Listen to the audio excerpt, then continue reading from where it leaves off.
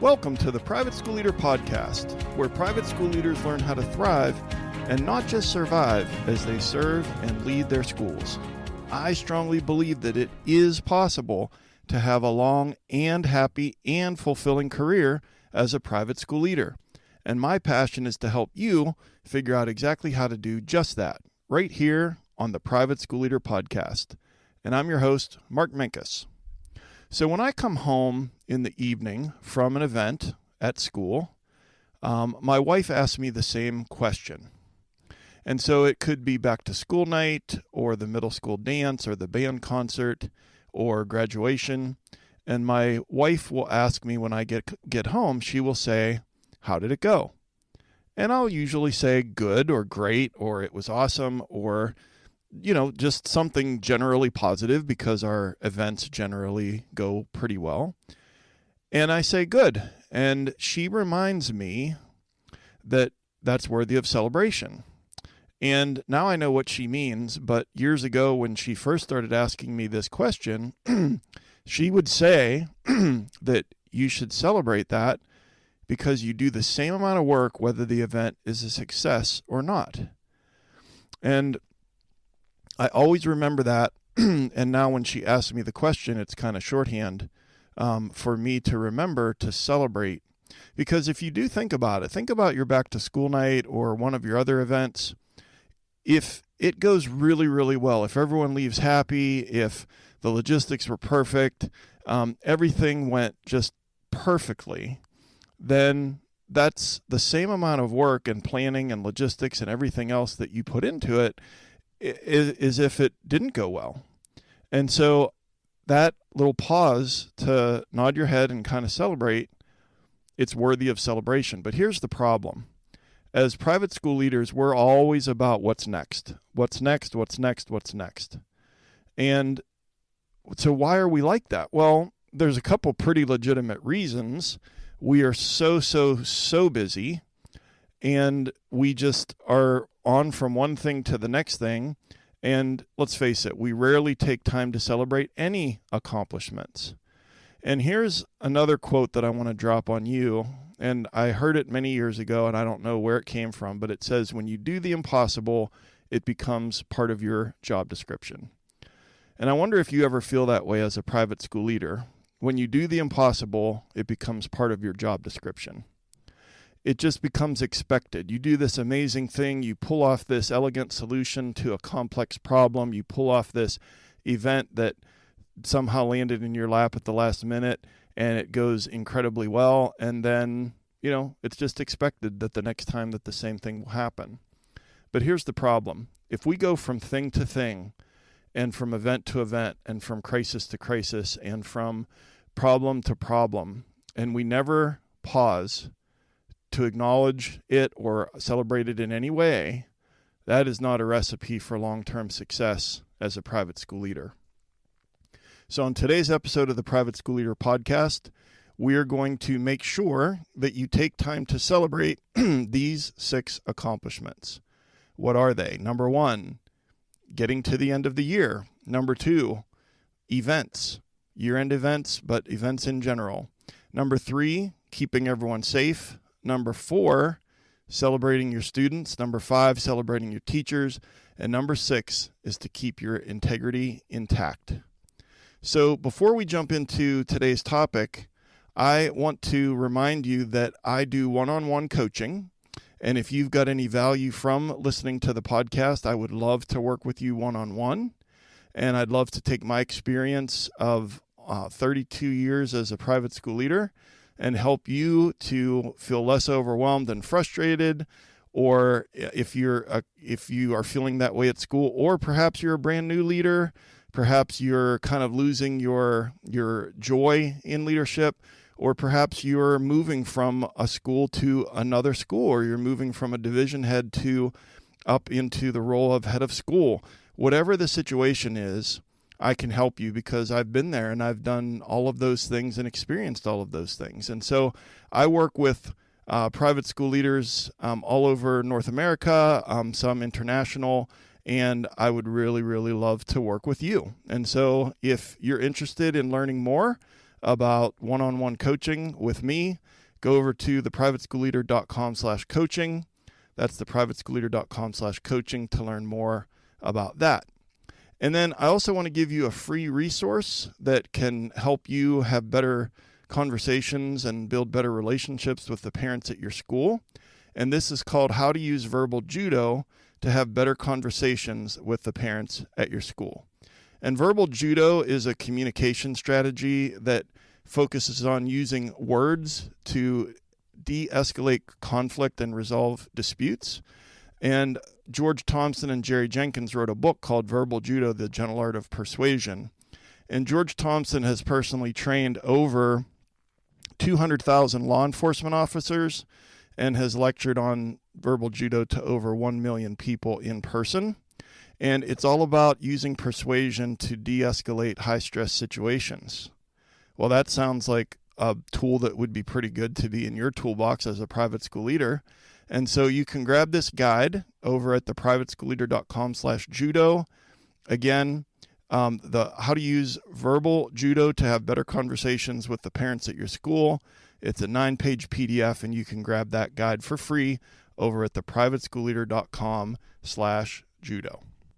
All right, so we're talking about celebrating accomplishments. And even if it's a small acknowledgement of an accomplishment, or even something that might be a little bit bigger, and we'll talk about, how to celebrate in a few minutes. But I want to start by telling you 3 reasons why it is so important to pause and celebrate anything that's an accomplishment. And especially true as a private school leader. So I want you to just really tune in and hear this. So the first reason it's important to acknowledge and celebrate an accomplishment is it allows you to reflect on the achievement and progress that you've made. And that fosters a sense of satisfaction. And that is essential for you to maintain your motivation and your commitment to future goals and to be a private school leader for the long term. And so when we go from thing to thing and just next, and we never pause to notice, acknowledge, savor, celebrate anything with any kind of achievement, then we're going to burn out and we're going to just kind of get into this rut where we go through the motions. And I'm not saying that the things that you're going to learn in this episode are going to change everything, but I think that it can help a lot. And so reason number 1 that we want to celebrate is because it's going to give us more job satisfaction and increase our motivation and probably increase the length of our career as a private school leader. Reason number 2 why it's good to celebrate our accomplishments is that it promotes well-being. And I think this is pretty common sense, but let's just take a moment. It reduces stress, increases your release of the endorphins and all of the good hormones, and it can lead to overall a boost in self-esteem, contribute to overall job satisfaction, and can build resilience and more engagement for you at work. And so those sound like some pretty big boxes that we would want to check that we often don't as we lead our schools, is that acknowledging and pausing and celebrating achievements, they help to boost our overall well-being. And then the third reason why it's important is because we want to set a positive example. And we've all worked for a boss in our lives where that boss only cared about the results, saw the employees as kind of cogs in the machine and just as people that could produce, and didn't really see them as human beings. And we don't want to be that kind of a leader. But here's the thing. If we set the example that there's never a time to celebrate, there's never a time to reflect, there's never a time to acknowledge how awesome something was, then we're setting that example for our team. And so if we do pause and celebrate, sometimes it reinforces the importance of acknowledging and appreciating these achievements, and hopefully it will encourage similar behavior from your teachers and your staff. And so again, the 3 reasons why we want to celebrate gives us a sense of achievement, it promotes overall well-being, and it sets a positive example. And then the last thing before we get into the list is how. How do we celebrate? Okay, I know that money is tight. I know that none of us got into private school education to make millions of dollars. And this was certainly true for me, especially when our daughters were younger. And so, you might not be able to go out to dinner to celebrate. But I'm talking about maybe, you get an ice cream cone, or you get your favorite ice cream from the grocery store, just it can be something really, really small. Whatever it is, it's going to be very, very specific to you. And so I don't want to give a long list of suggestions, but I think that the bigger the thing is, the bigger the celebration should be. And I'm not talking about going on a trip or something like that. Just something that's a treat, something that means something to you. And I never used to be this way.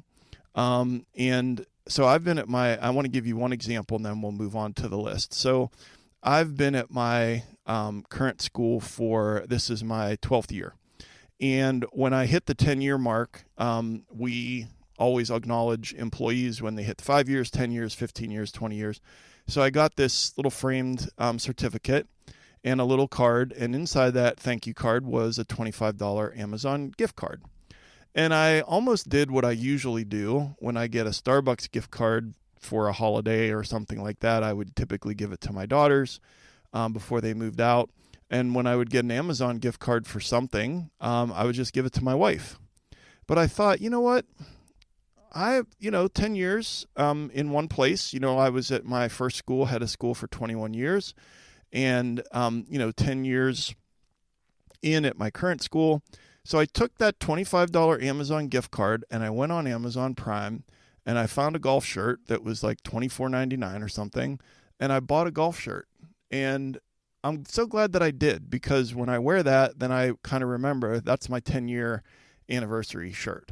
And so, again, that's a small thing. It's just an example, but I just want to try and get you thinking about how you can reflect, acknowledge, celebrate the things that we accomplish instead of just moving on to the next thing. So I said before that we're going to take time. I'm going to make sure that you take time to celebrate these 6 accomplishments. And if you're listening to this in real time, you're wrapping up your school year. And so number 1 is making it to the end of the year. Now, making it to the last day of school, I believe, is an accomplishment worthy of celebration. And you might disagree. You might have that mindset where it's like, you know what, that we survived this school year. We got, getting through something or surviving something isn't worthy of celebration. Like, this is my job. This is what I do. It's a grind and we blah, blah, blah. Okay, well, that's fine. And maybe that is your mindset, but I'm just telling you from my own experience, I can only speak from my experience, that I did that for many, many years and it was really bad. And I think it contributed to me being in my low point in my career back around 2010 and 2011. And so there are a lot of things that I talk about on this podcast that I changed, and this is one of them. And so you make it to the end of the year. Why is it an accomplishment worthy of celebration? Well, just think, how many parent meetings did you have this year? How many discipline problems did you solve? How many teacher issues did you resolve? You figured out how to keep the lights on. You had enough teachers to do school. You somehow figured out coverage on days when you had 6 teachers that were out sick. You figured out how to have classes in the gym when the roof was leaking and you couldn't use those 3 classrooms for 3 days, and so on and so on. Fill in the blanks with all of the things that you were able to figure out and accomplish this year. Well, getting to the end of the year is a big deal. And I think that very few, it's a fact, I don't think, it's very few people in the world do what you do. On a percentage basis of the 8 billion people on this planet, there is a very, very tiny percentage that are private school leaders. And I'm not saying that our jobs are harder than other people. We could, list 50 different professions that are more dangerous or more difficult than what we do. But it's not a contest, A, and B, what you do is very, very challenging and very, very difficult. Guiding a school or division, helping kids and teachers grow with all of the challenges that you face. And if you get a school year under your belt, that is worthy of celebration. And congratulations if you're listening to this in real time. And I just encourage you strongly to pause and think and acknowledge and to celebrate. Just the pausing and the reflecting and the acknowledging, that's really the important part. And then, the celebration, maybe that doesn't happen every time that you accomplish something, but I want to get you into that mindset, into that habit pattern of pausing, reflecting, acknowledging, yeah, that went well, or, oh, okay, that was a tough one, but, figured that out. And that's where I want to try and move you from where you are to doing that. Okay, so number 2 on our list of 6 things that we're going to celebrate is we're going to celebrate all of the events that happened during this school year, all of the events that you had at school. And go back to what my wife asked me. She says, well, how did it go? And I say, oh, it went fine. And then she reminds me that you put in the same amount of work if it goes well or if it doesn't go well. And that's worthy of celebration. And so most of your events really do go well. You probably started the year with meet and greet for new families, and then back to school night and parent-teacher conferences and grandparents' day and a Thanksgiving program and the winter dance and holiday concerts. And then in the spring, maybe a sports banquet, a spring concert, an art show, assembly, an awards assembly, maybe a spring musical, a spring dance or prom, high school graduation, maybe kindergarten graduation, field day, year-end field trips. And that's just a short list, and I know that you have dozens more of different events that you and your school successfully put on. Well, all of them take planning and a budget and logistics and proper execution and a debrief afterwards. And I just think, we do the thing, and then we just say what's next, and we put our head down and we grind and we go on to that next thing. And we need to pause and reflect. And here's what I want to try and encourage you to do, is that the next time that you have an event, that when you're driving home from that event, maybe don't turn on the radio, don't make a call, don't listen to music, but just for a few minutes, just drive.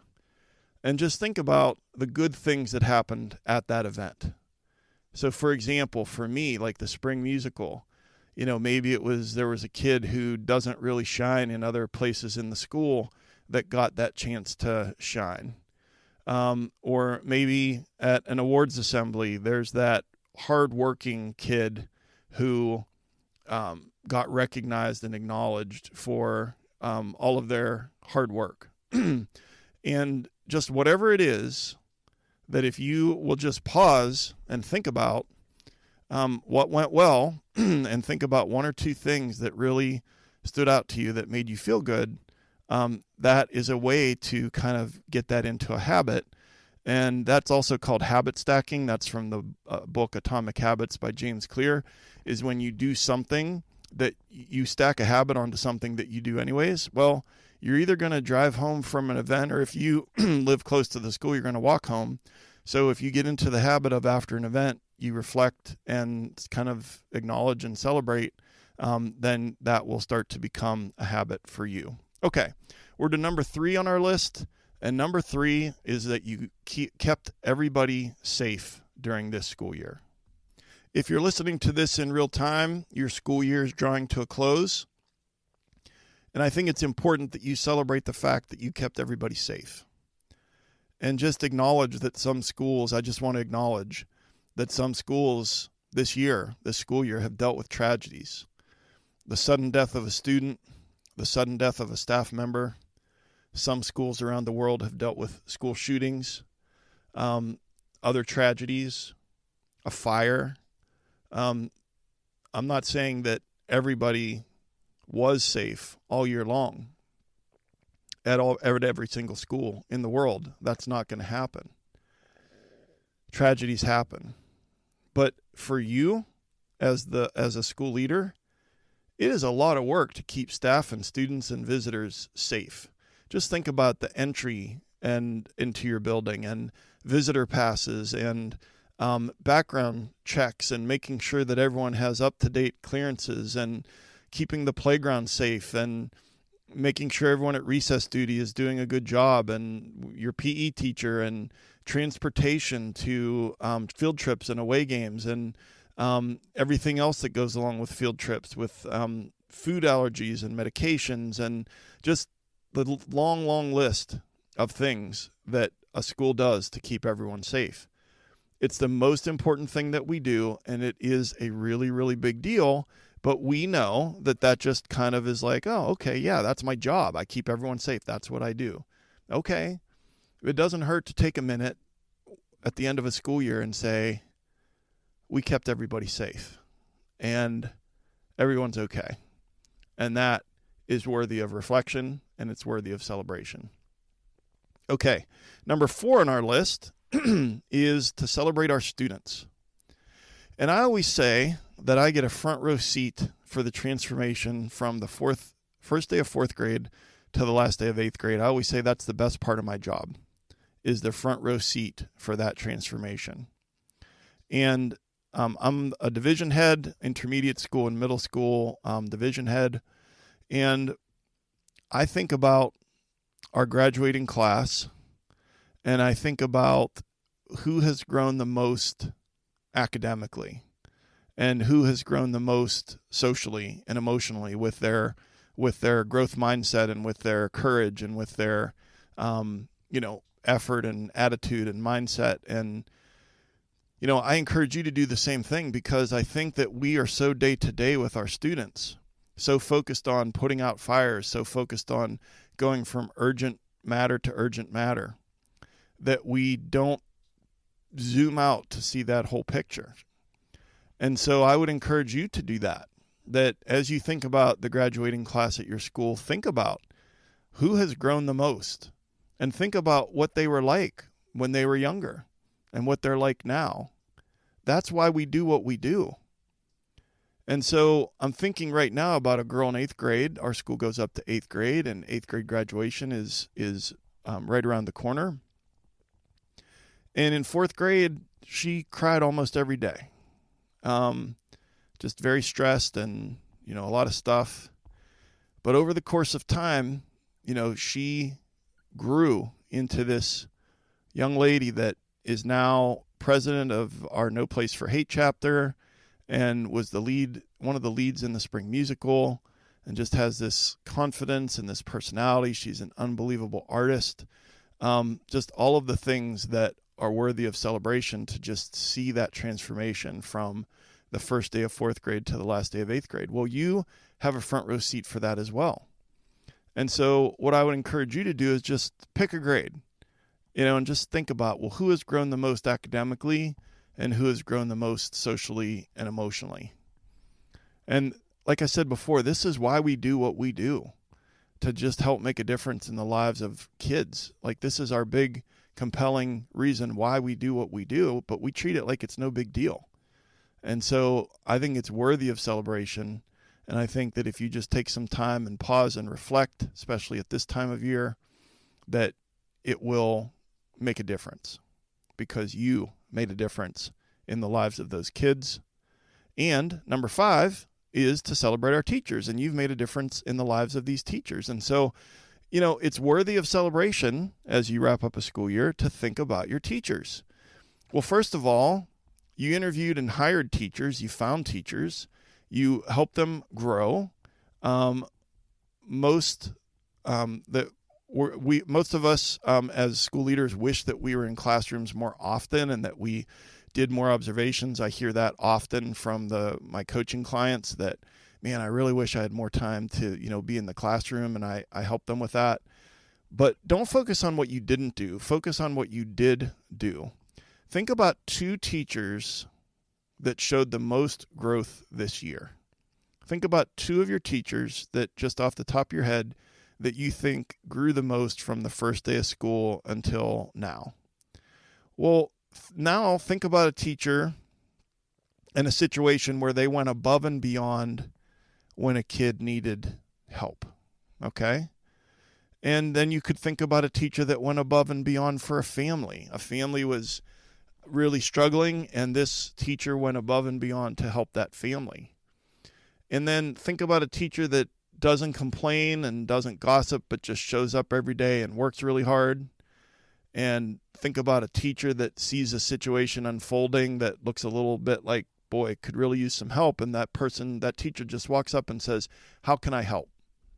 Those are my favorite humans on earth, the how can I help people, that walk up to a situation and say, how can I help? You have amazing teachers. Now, we have a negativity bias as humans, and we tend to focus on the ones that are lacking in classroom management, the ones that didn't get their grades turned in on time, during 2 of the marking periods. We tend to focus on the negative. Well, that's okay, from time to time, to focus on that and to help them grow as educators. But when we're coming up to the end of a school year, I would just encourage you by saying you have amazing teachers, to focus on that, to celebrate that, to pause and reflect and think about individual teachers that helped kids, that helped families, that worked really hard, that made a difference in your school, and to celebrate your teachers. And then finally, number 6 on our list is that as we wrap up this school year, that you have come to the end of a school year with your integrity intact. And so we make thousands of decisions in a school year, and our integrity is tested every single day. Making ethical decisions, making moral decisions, doing the right thing. I did an episode called Overcoming Isolation in a Fishbowl. We know that we sometimes make these decisions, especially personnel decisions, in private, and then they have very public consequences, and then we just have to suffer in silence because we can't share all of the things that led up to that person being terminated. And so there's so many steps along the way where we could, gossip, or we could talk to a couple of teachers that we have a good relationship with and figure, well, maybe they'll spread the word about what really happened. And, when you're in situations and, our integrity is the foundation, it's the bedrock of everything that we do as school leaders, because that's where the trust comes from. And, we are in situations, and maybe that thought creeps into your head, well, would anyone really find out? Or, well, what's the worst that could happen if I was not truthful in this situation? Well, that makes me feel uncomfortable even saying those words, and it probably makes you feel uncomfortable even hearing them, because we try to lead with integrity. And if you have made it to the end of the school year with your integrity intact, with all of the pressure from parents, with all of the pressure from the board, with all of the pressure from the teachers, with all of the competing priorities, with you standing at the intersection of everybody's competing priorities, and you got to the end of the school year making hundreds, maybe thousands of decisions where you tried to lead with your integrity and you've kept your integrity intact during a school year, that is worth celebrating. That is worth celebrating. So I want to give you 2 quick bonus tips, and then we'll wrap up this episode. Tip number 1 is start to view things at school through the lens of gratitude. I think that everything that I've shared in this episode will be more possible if you view things through the lens of gratitude. And I'm going to link in the show notes at theprivateschoolleader.com/episode 83. I'm going to link 2 episodes. The first one I'm going to link is episode 13, How Gratitude Can Make You a Happier and More Effective Leader. And if you check that out, you will see what I mean about viewing things through the lens of gratitude.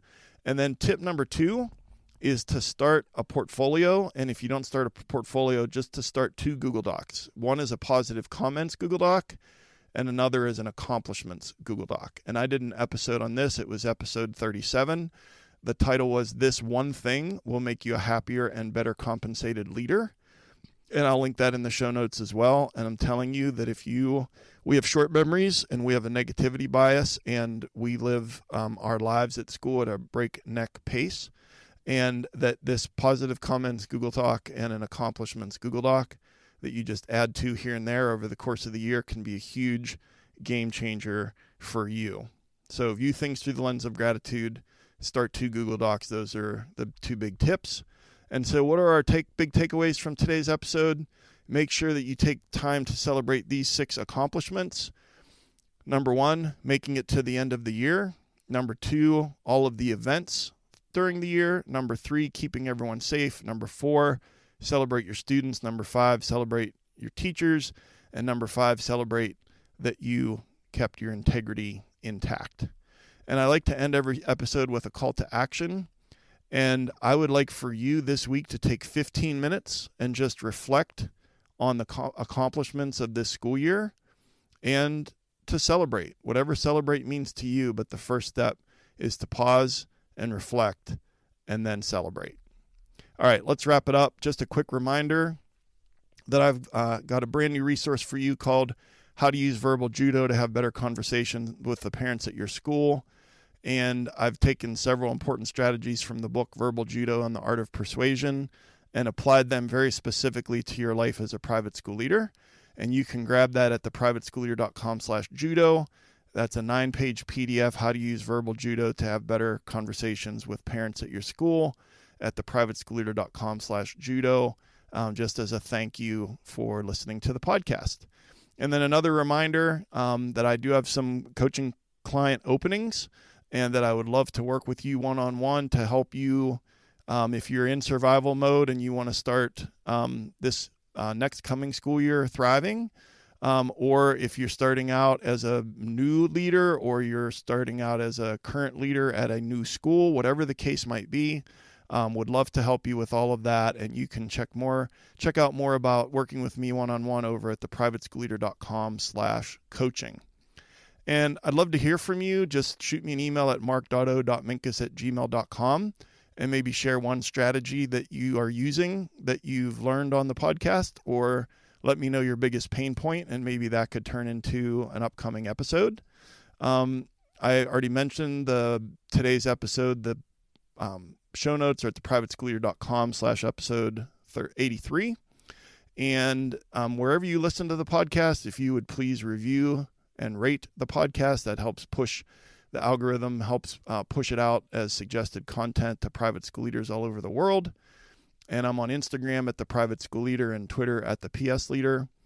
And if you got any value from this episode or from any episodes, please share the link to this podcast with one other leader in your life, a school leader in your life, and also an aspiring leader at your school. And I've been your host, Mark Minkus. I want to say how much I appreciate you and the incredible work you've been doing all year long at your school. Thank you so much for taking some of your precious time out of your busy schedule to join me here today. And I'll see you next time right here on the Private School Leader Podcast. And until then, always remember to serve first, lead second, and make a difference.